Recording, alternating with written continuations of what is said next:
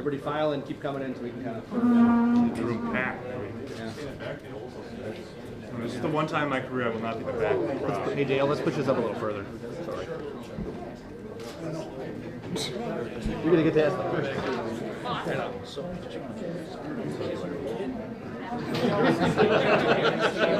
You can. Yeah. Just trying to loosen them up. That's good. I like it. Keep coming in. Keep filling in.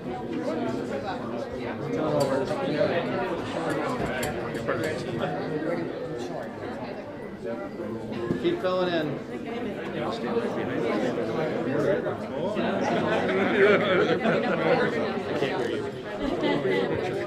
It's up to you. Women and young men. Yeah. Well, in the room. Yeah, should I hold the phone? Yeah, we just defer to the side. Thanks for nothing.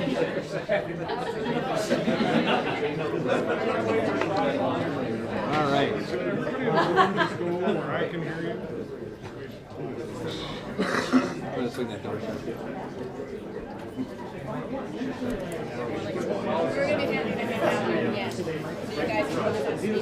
Yeah, I know. This is the one time on the back of the crowd. All right. Let's get things started. Thank you, everybody, for being here today. It's important for us to always start out with making sure that we are agreeing on the same set of facts about where we are in Wisconsin. Over the course of the last several years, 5 independent studies showed, including the recent audit, that certain things in Wisconsin are really without question. Number 1, Wisconsin's roads are deteriorating. Number 2, there are massive construction delays. Number 3, debt service is taking more than 20 cents out of every transportation dollar today. And number 3, more revenue is needed to fix Wisconsin's bridges, roads, and highways. Every study, same results, even though different people commissioned them, different people served, and they were at different times in our state's history. We all know that roads are the economic driver to our state. We know that without a doubt, 20% of all jobs are within 2 miles of a southeastern Wisconsin freeway corridor where Dale and I live. But we know all across the state, as companies are looking to relocate, they are looking to renew or reinvest in Wisconsin.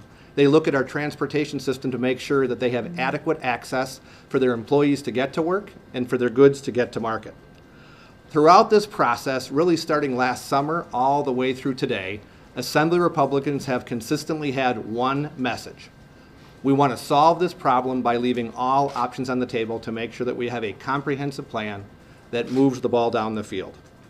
Today, Assembly Republicans are talking about a plan that we are putting forward that we hope will be met with open arms by both the governor and the Senate, but it's also a starting point. It is not an ending point.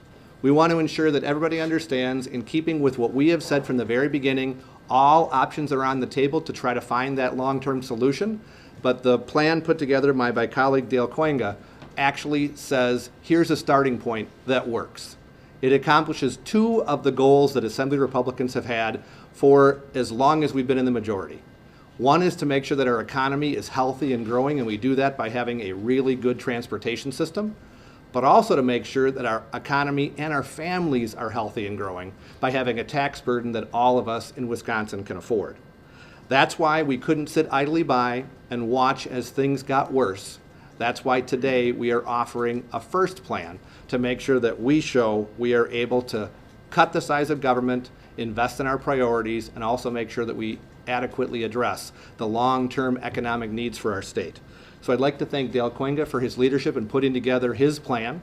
He briefed our caucus today, so some of the details are still fluid. We talked about it in general. We had a good 3-hour discussion where people had a chance to ask questions and get all the details of the proposal. We're not coming here to say that we're ready to vote on it and it's a done deal. It's just the beginning of the process. But I wanted Dale to just take a few minutes to walk through his process that he used, the plan that he put together, and to answer questions after we get done with those. Dale? Hey, Mr. Speaker. Representative Dale Koinga, and if there's any doubt that I was the tallest member of the caucus, this photo op will prove that. So thanks for coming out today. You know, I was given this task, and up until December, I've never really put my hands on transportation. And I asked myself, am I doing this because I want to be Representative Dale Koinga as opposed to Father Dale Koinga or Captain Koinga or all the other hats I wear? And my conclusion was, I like to come here and I like to solve problems. And we have solved a lot of problems in the state. And we solved a lot of problems under the leadership of the Assembly, the leadership of the Senate, and the governor's leadership. But there's two particular issues in my mind where I feel like Wisconsin can move to the next level. And that is, in no particular order, income taxes and also transportation. There is no doubt in my mind that transportation, we can improve upon our transportation system. I am a fiscal conservative. The amount of debt in our transportation fund is not healthy. So what our plan is doing is we're saying, let's do reforms to the Department of Transportation. Those reforms are lengthy. And while we're doing those reforms, let's see where we can save money and let's pay down our debt. As we pay down that debt, we are going to save hundreds of millions of dollars over the years and also have the revenue now to make sure that Wisconsin's on track to have a 21st century infrastructure system. The second part of this is income taxes. There are, every single day, young professionals, seniors, businesses deciding, where do I want to stay? Where do I want to invest? And the plan that we're putting forth today is a plan that says it is a no-brainer to invest in Wisconsin. Wisconsin is a place that is moving in the right direction. And I only not want to do business there, but I want to drive from downtown Milwaukee and enjoy all the things in downtown Milwaukee to the beautiful northwoods of Wisconsin. And I want to do that without ever having an unsafe spot in our roads or having congestion. I want to have a 21st century system. So this plan does that. I'm not going to go through all the details on that, but essentially we've asked a lot of different stakeholders for the state to put some equity in this. And they put equity into this with some compromises, knowing that, you know what, this moves us together, and that's what we do in Wisconsin. We say, you know what, is this perfect for anybody? Is this like a utopian plan for transportation or income taxes? No, but we're Wisconsinites. We get along with our neighbors, and we understand that we compromise, we move forward as a team. In conclusion, talking about teams, we just had a caucus discussion, and a lot of the people behind me have problems with one part or another part of the plan. But it speaks to their character as far as what they know a team is, to stand up and say, you know what, I have a problem with that part, or I have a problem with this part, but I understand the whole picture moves us in a direction. And I just want to say, like, this is what teams do, and that's what we have in the Assembly. And we're going to go out there, and we're going to hear feedback on this, and input, positive, negative, in between, and we're going to go out there, and we're going to have another starting point to talk about and go from there. Thank you very much for your time, and we will open it up for questions. We're turn over to John. Oh, John first, sorry. No problem. So I guess in the grand context of where we're at in the budget, this is just another opportunity for the Assembly to show leadership. We, over the last several weeks, have gone out and done public hearings throughout the state, listens to the public, got input, and before every public hearing or public comment section, we would have a press availability, and oftentimes transportation would come up, and people would ask, the media would ask, where is the Assembly, where is the Senate? In this context, the Assembly was in a position where we were in favor of fixing it. We weren't in a position of any one particular solution, a tax increase, a fee increase. Our plan was to solve the problem that Wisconsinites face. So in doing that, in showing leadership, the Assembly is putting a plan on the table that not only for our colleagues in the Senate to review, not only for the governor to review, but for the people of Wisconsin to review and to give us input. Because over the next couple months, we're going to have to come up with a final plan, a final agreement between the two houses and the governor. And we believe this is a solid step in the right direction, that is a neutral to the taxpayer, but solves the long-term sustainability problems that we've been seeing in our transportation funding. So I want to thank Dale for his leadership and the Speaker for allowing us to be here today and to put together another Assembly solution in a long line of opportunities for us to lead. So thank you, Mr. Speaker. Great. Any questions? Yeah, what's in there? Yeah, watch it. All right. So, as a starting point, Wisconsin has the most generous minimum markup law in the country. As a caucus, or as an individual, I think probably many know where I stand on that issue. But what we're looking at is a pragmatic approach to say Wisconsin will now be the second behind Minnesota on what our minimum markup law is. So the minimum markup law, in a simple fashion, makes the price of gas being marked up 9.18%. There's a gentleman in northern Wisconsin who has gas stations both on the Michigan side and the Wisconsin side. He will say that this will be a penny for penny reduction at his gas stations. I know that it's more complicated with market forces. I can't tell you what the stock market's going to do the next month. And I can't tell you what the market's going to do when we lower the minimum markup law, but it will provide downward pressure on the price at the pump. Then we apply the sales tax. There's a recurring theme here where we say we should not treat gas special in our statutes. Now, under this compromise plan, we're still treating it special, we're just treating it less special. But one of the places that we're treating it less special is we're applying the sales tax to the price of gas. This will also provide some protection to the fund over time. As inflation kicks in, this protects the fund from inflation as the price of gas fluctuates and, generally speaking, prices go up in the future. And the final thing is, because we are tax cutters here, we are going to cut the gas tax. We're going to cut the income tax. We're going to limit the alternative minimum tax. We're going to cut property taxes. We're going to cut taxes. In fact, this overall package has at least the minimum of $450 million of tax cuts for the $300 million in additional revenue in the transportation package. And if you look in the out years, we have a very responsible path, which is less than inflation, that gets us to a flat tax in the next 10 years or 12 years from today, 10 years from then, the biannual. That is paid for by eliminating some credits. And I know there's some political opportunists that are going to take those credits and say, I can't believe you're doing this.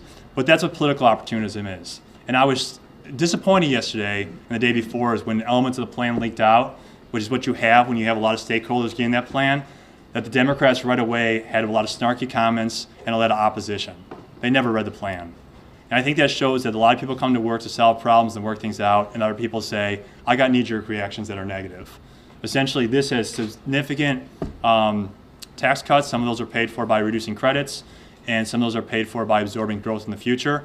But that is the premise, and we're doing a lot of transportation reforms. A lot of these ideas came from the authors behind me. I counted up different bills and different members that had incorporated the language in here, and there's over 15 different members. And I think it's actually higher than that.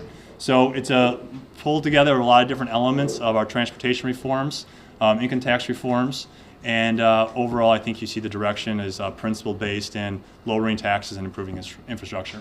Doesn't a sales tax on gas that's already taxed as a gas tax, a tax on a tax? So excise taxes are done that way, and we spoke to some retailers and they said it's easier to calculate that way. That was the Legislative Fiscal Bureau that recommended doing it that way. If that was an area of concern for people, we would simply then not do it that way, and then the gas tax decrease would be lower.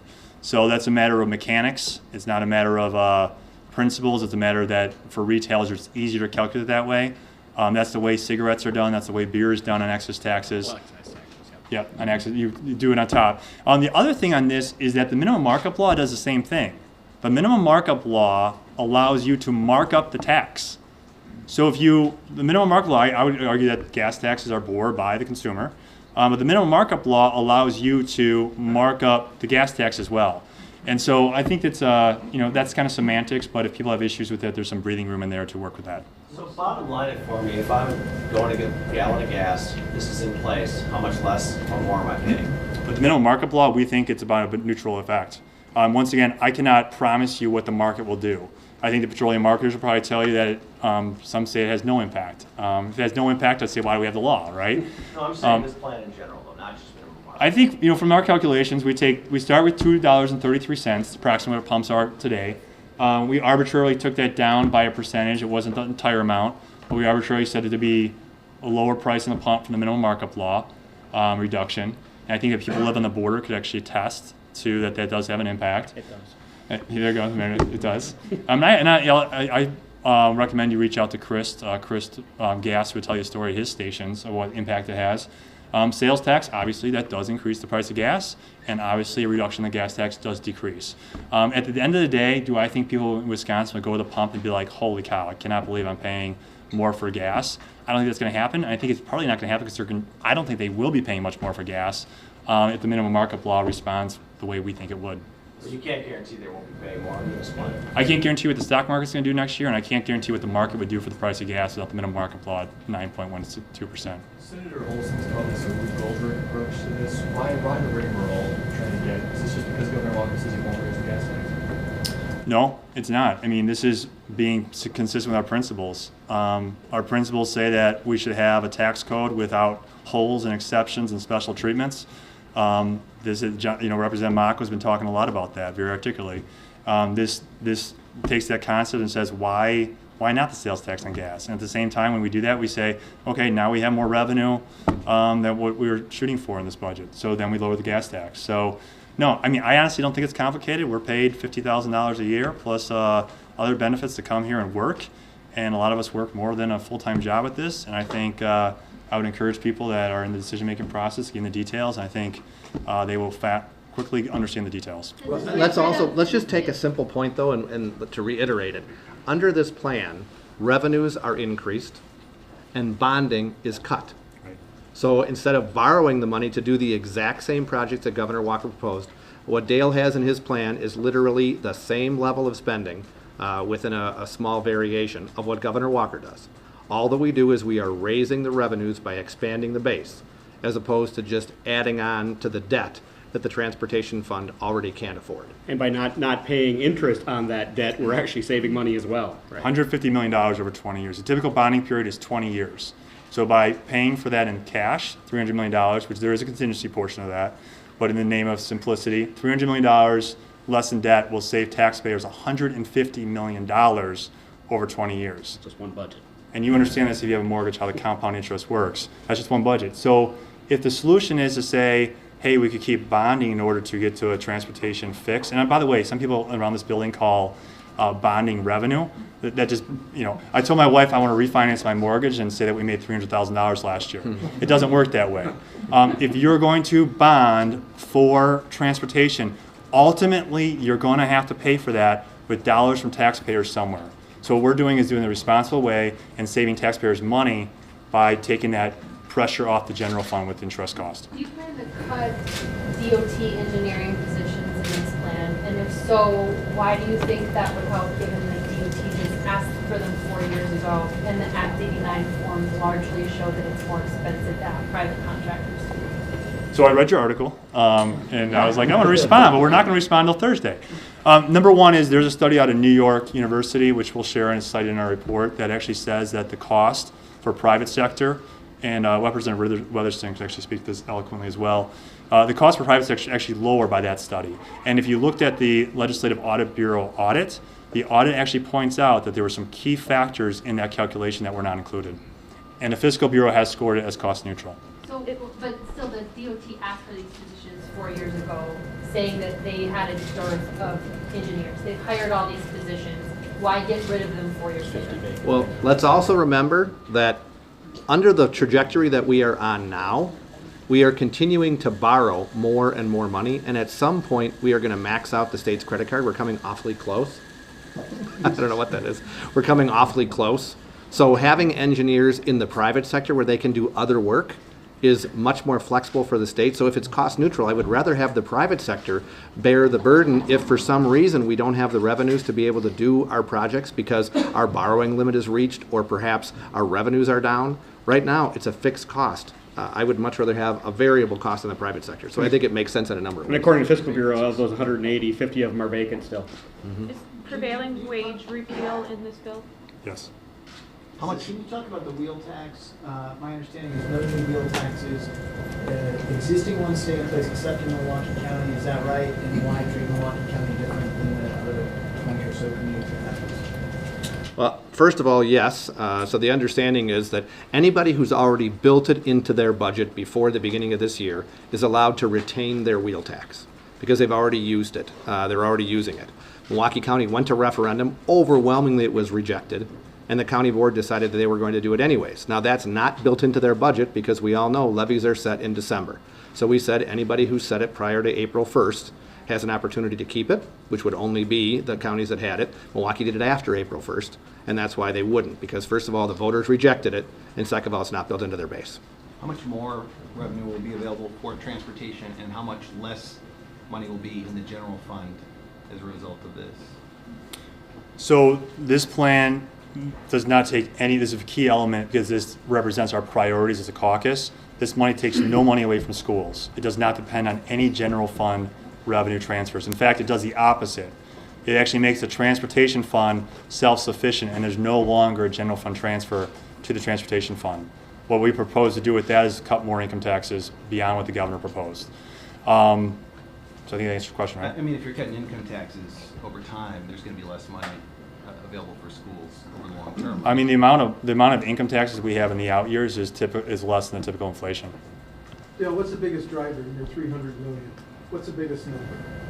The biggest number would be the net difference between the sales tax and the gas tax, which comes out to about $380 million, but you need to subtract off that we are now no longer transferring money from the general fund to the transportation fund. Net, you're talking about a little bit over $300 million. There is a small electric hybrid fee that Representative Tittle has worked very hard on. It's small, but we expect that market to grow. I mean, and it also has a thing on, I feel like I'm a believer in federalism, right? So what it has in there, it has language on tolling. And the argument we're making is that we should discuss this in Wisconsin. I mean, I'm not arguing this is a 10-year fix on transportation. Why? Because I think if you know what's going on in the world with technology, technology is working against the transportation fund. I was driving into work yesterday, and I passed a Tesla with Illinois plates.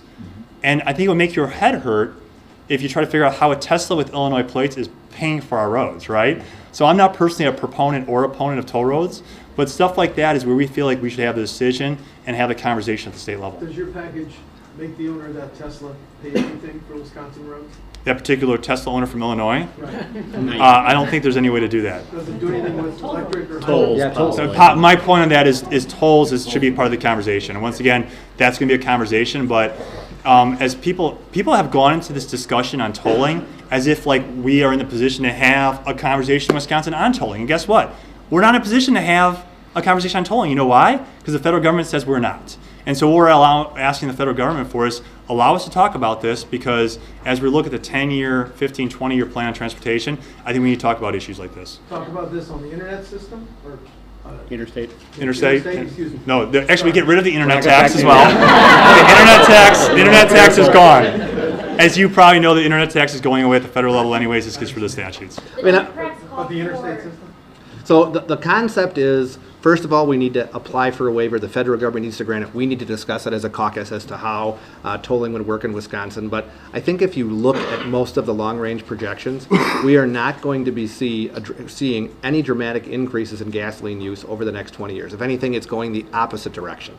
So that's why it's important for us to, first of all, say we're going to have the transportation fund leveled out by not continuing to borrow, because we have a long-term revenue problem, and potentially look at something like tolling if the federal government allows it, where we get to make that decision. The Democrats, want to put together a joint committee for the transportation. Where do you stand on that? Would you be open to putting a committee together? Yeah. It's called joint finance. Well, I do appreciate the fact that the Democrats' best idea is to come up with another group to take a look at it. It doesn't seem like it's all that helpful at this point.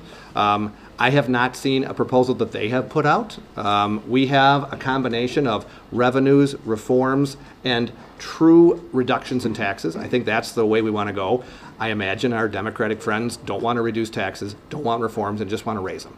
So, I'm open to their ideas, but rather than having us sit down at a table, give us your plan.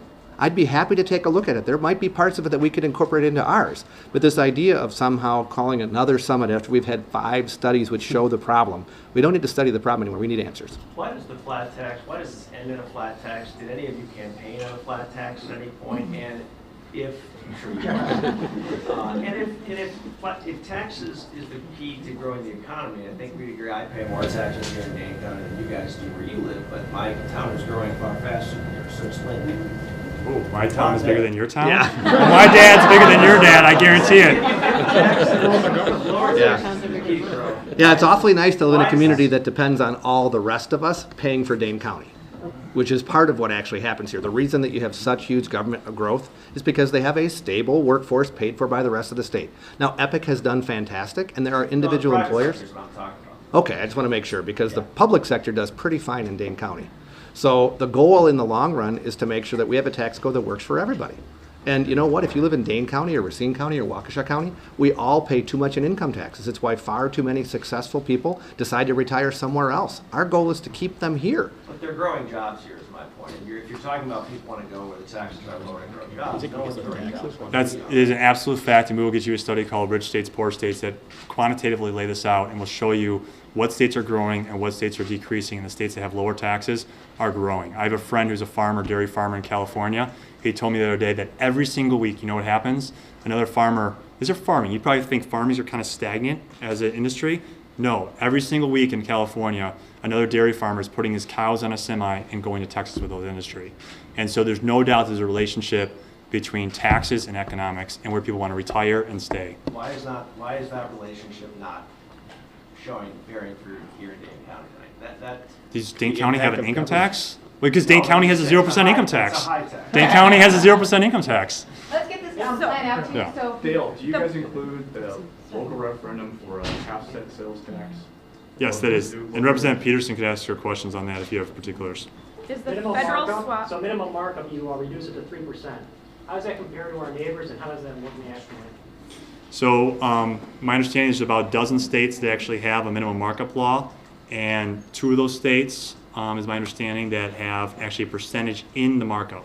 Minnesota being one of them, Wisconsin being the other. Wisconsin has the most generous minimum markup law in the country. And we still stand by folks that are impacted by this. We understand that. But when we're talking about a package with equity, we think it makes sense to provide a change in that law, do some reforms there that provide some relief at the pumps. And so we're not asking the software industry to pitch in with a little bit of equity. We're asking a community that relies upon 21st century transportation to help with the change in law to help absorb some pressure at the pump. What does this do to the construction projects relative to Walker's budget, the enumerated projects?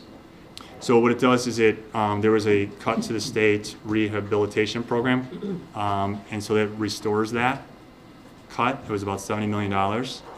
And then the rest of it, we are accepting Governor Walker's. The proposal says let's take Governor Walker's increases and everything else and go from there. So there's no specific projects we laid out. And I told the caucus earlier that one of those reasons is I actually personally believe, as the representative of the 14th, we have to look at the east-west.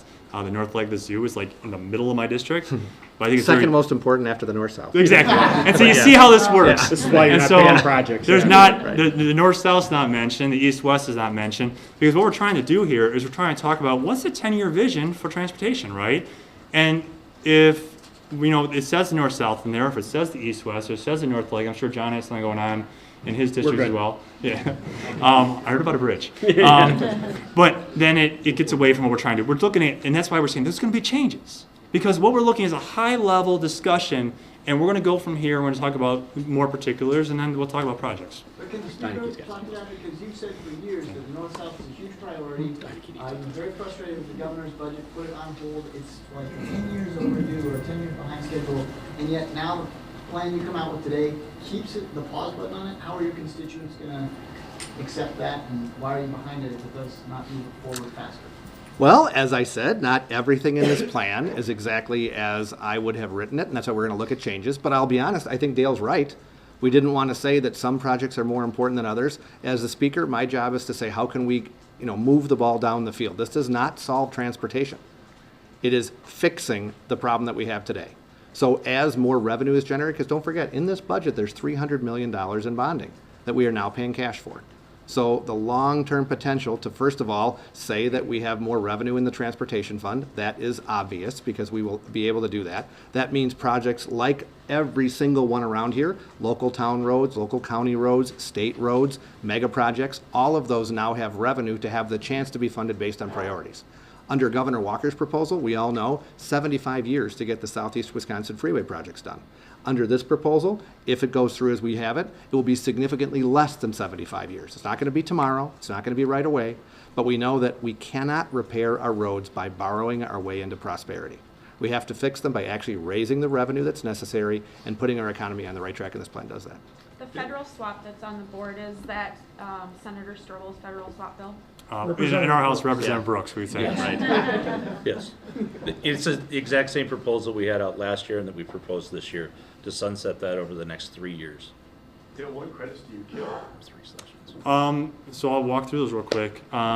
The itemized deduction credit is not as large. We're gonna give them a copy of the plan. We don't have to Yeah, go through Yeah, it. why don't we give these out and Yeah. follow-up questions, you can go through me, or if these guys want to stick around. And we also have fiscal bureau memos on both the income tax and the transportation portion of it. So let's just get this going. Oh, thank you. Thank you, everybody. Appreciate you being here. Thank you. Thank you, guys. Great job. Appreciate it. Thank you. All right. Great job.